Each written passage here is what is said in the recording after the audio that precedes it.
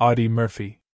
For most Americans, that name symbolizes unmatched courage, patriotism, and sacrifice. A boy from a poor Texas family who became the most decorated soldier in U.S. history, earning every medal possible, including the Medal of Honor. Hollywood turned him into a star, magazines called him the face of bravery, and the public worshipped him as a living legend. But behind those sharp blue eyes and calm expressions, there was a pain no one saw. When the war ended, the nation moved on. Soldiers returned home to parades, applause, and promises of peace. But for Audie, the war never really ended. Every night he fought battles in his sleep, shouting orders, reliving explosions, waking up in cold sweat.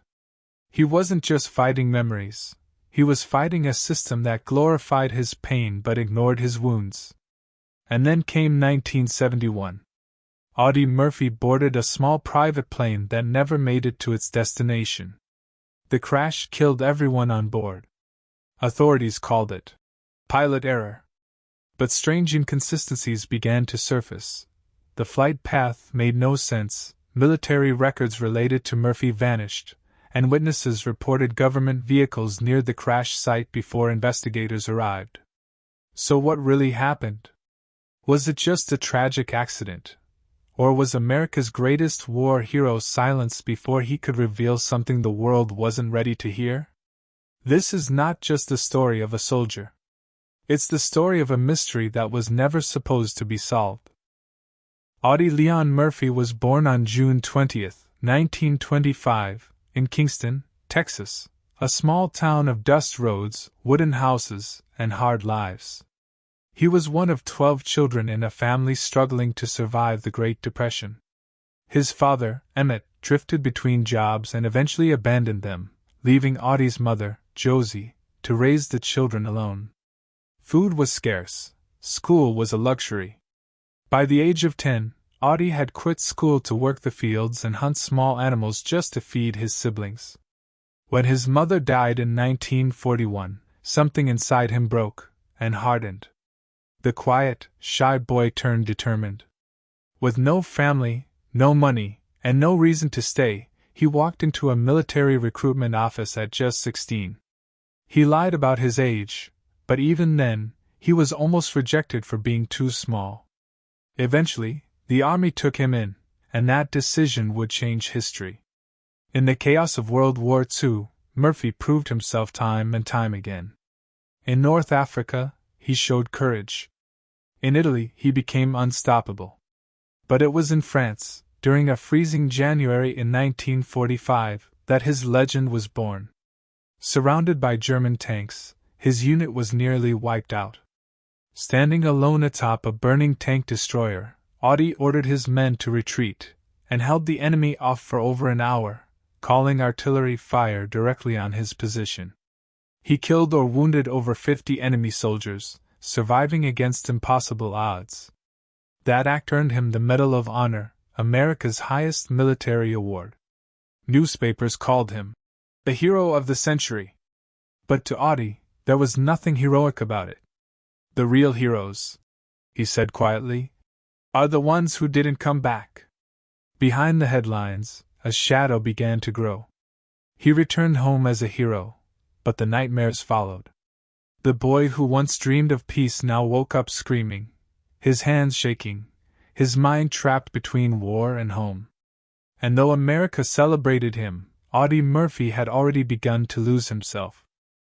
When Audie Murphy returned from war, America welcomed him with open arms. He was the perfect symbol of courage, handsome, modest, and decorated beyond imagination. Hollywood couldn't resist such a story. Within months, Murphy found himself standing on a movie set instead of a battlefield.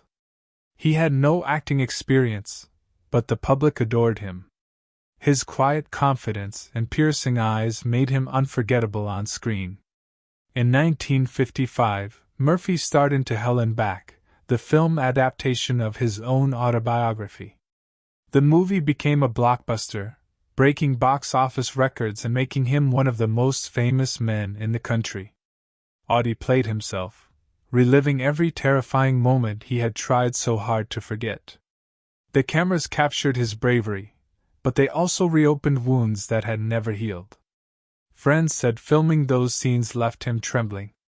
Behind closed doors, Murphy was falling apart. He suffered from nightmares, paranoia, and what we now call PTSD. At the time, it had no name, only whispers of battle fatigue. He avoided crowds, slept with a gun under his pillow, and kept his blinds closed.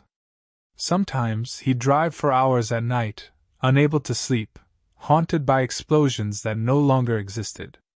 He used his fame to raise awareness for struggling veterans, demanding better mental health care, something that made him unpopular among powerful military officials. They preferred their hero silent, smiling for cameras. But Murphy wasn't that man anymore. "They gave me medals for killing men," he once said. "And now they call me unstable because I can't forget it." Hollywood loved his face, but not his truth. The industry wanted the hero, not the broken soldier. And in that silence, Audie began to realize that the war had followed him into every room, hidden behind every applause, every flashbulb, every lie told in his name. By the early 1960s, Audie Murphy's fame began to fade. The roles got smaller, the paychecks thinner, and the public had moved on. But something else began to take its place: danger. He started speaking publicly about issues the government didn't want discussed. He questioned corruption, the treatment of veterans, and the growing influence of defense contractors in American politics. To some, he was a hero still fighting for justice. To others, he was becoming a problem. Murphy had a sharp instinct for people, a soldier's ability to sense when something wasn't right. He often told close friends that he felt watched, that his phone clicked oddly during calls, that strangers lingered near his home. Some dismissed it as paranoia, but others believed him.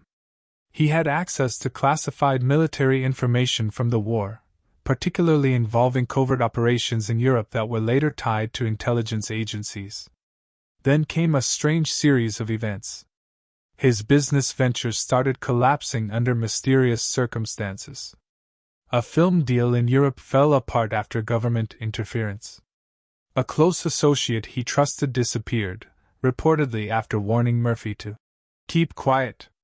He became increasingly withdrawn, confiding to a few that he feared for his life.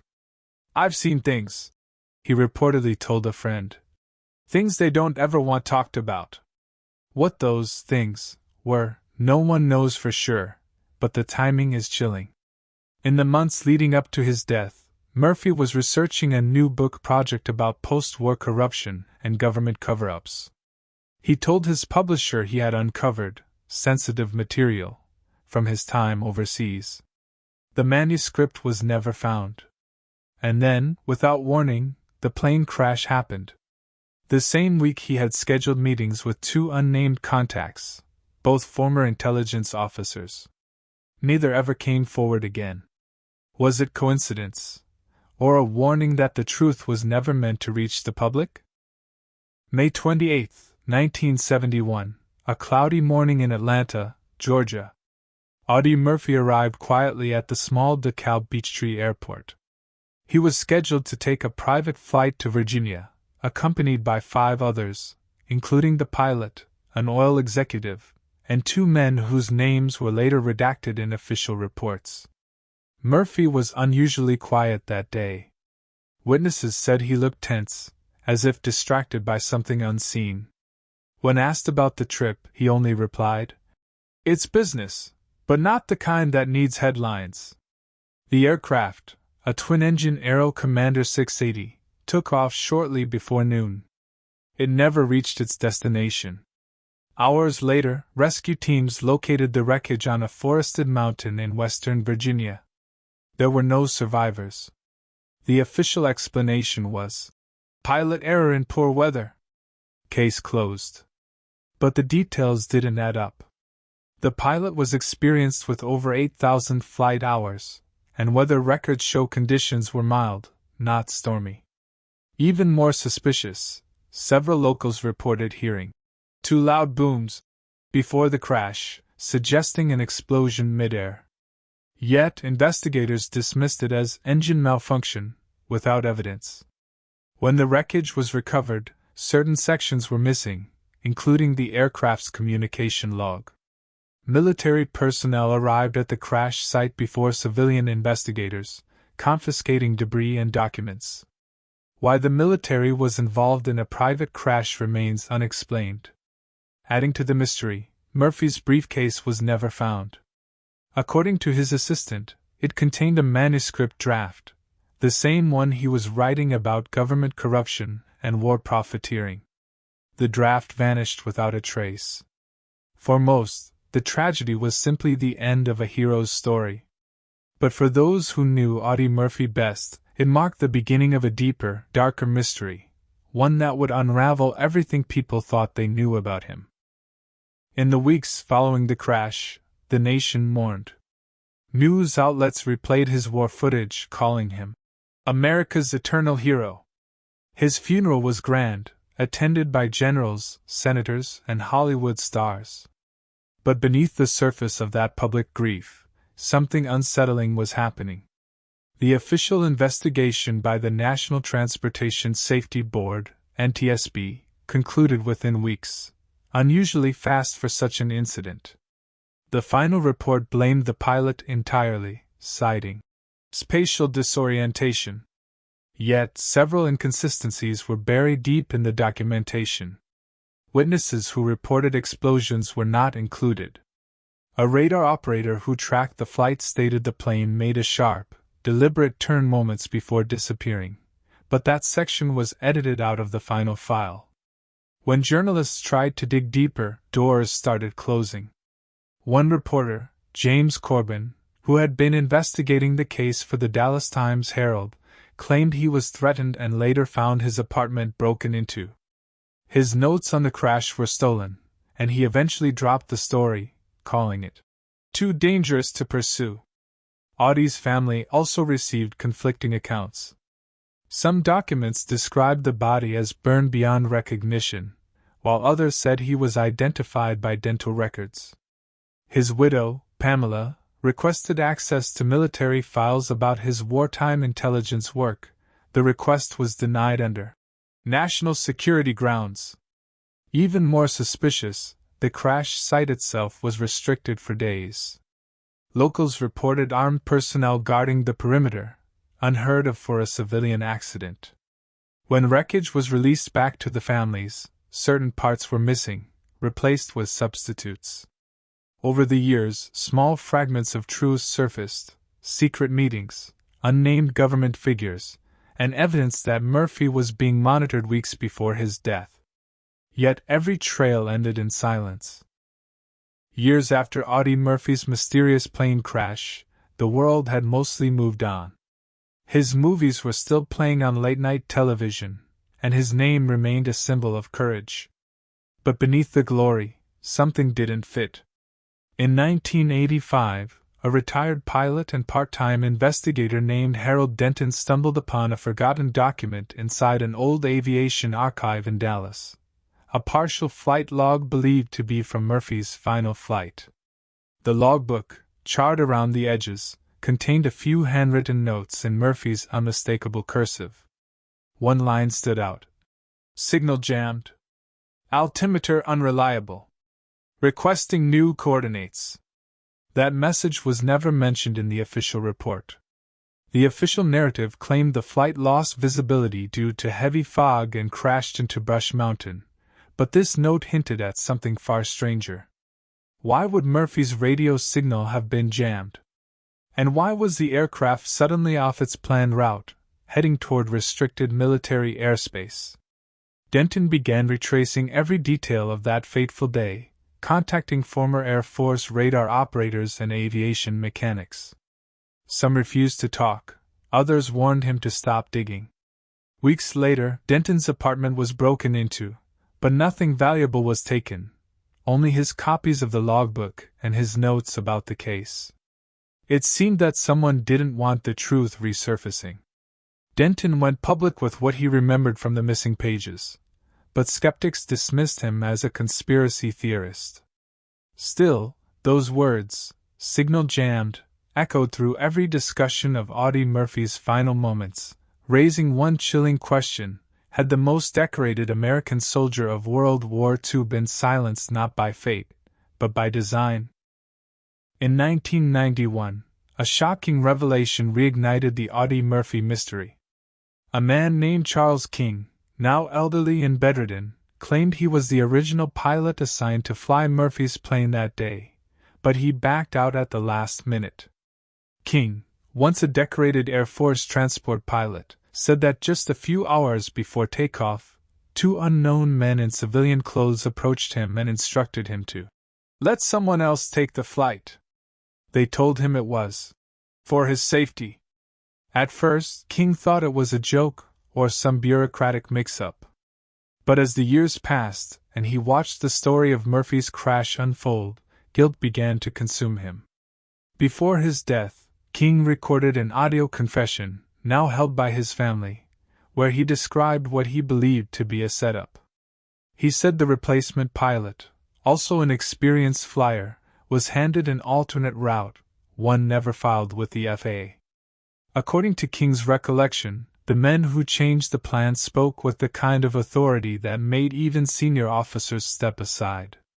After his confession surfaced, journalists and veterans alike began to revisit the timeline. Who were those men? And what could Audie Murphy have known that made his silence so critical? Some believe Murphy was about to expose illegal arms operations tied to former intelligence officers. Others claim it had to do with classified missions he'd undertaken during the Korean War, missions never officially acknowledged by the U.S. military. The confession didn't solve the mystery, but it gave it new life. For decades, the public had believed the crash was a tragic accident. Now, the story had shifted into something darker, a tale of manipulation, betrayal, and secrets that reached far beyond the Hollywood lights. In aviation, the black box holds the truth of every crash, the voices, the final seconds, the data that explains everything. But when investigators searched the wreckage of Audie Murphy's ill-fated plane, no black box was ever recovered. The official explanation? The aircraft was an older model that wasn't required to carry one. Yet, retired mechanics who worked on similar planes insisted that this specific aircraft had been fitted with a recording device, not a standard commercial black box, but a military-grade version used in test flights. The absence of that recorder raised 1,000 questions. If it existed, who removed it? Why did every search report list equipment recovered, without specifying any recording device? The answer might lie in the mysterious team that arrived on site before local authorities, a group identified only as Federal Observers. Local rescuers later claimed that the area was sealed off within hours, and when they returned the next morning, parts of the wreckage were already missing. By the time state officials took charge, crucial evidence was gone, including Murphy's personal briefcase, which supposedly contained documents he refused to send by mail. The final accident report used vague language. Crash caused by low visibility and pilot disorientation. Convenient. Clean. And entirely unprovable.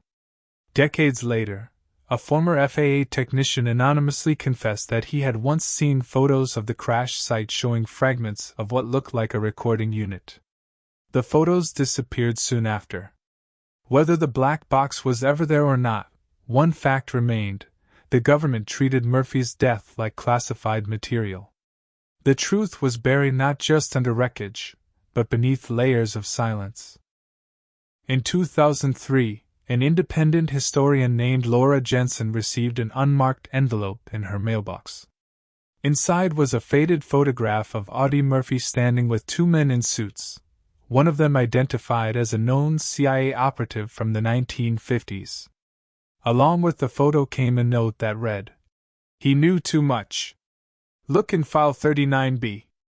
Laura spent years digging through declassified military and intelligence archives, until one day, inside a restricted collection at the National Archives, she found a file labeled 39B, Confidential Operations, Subject A. Murphy.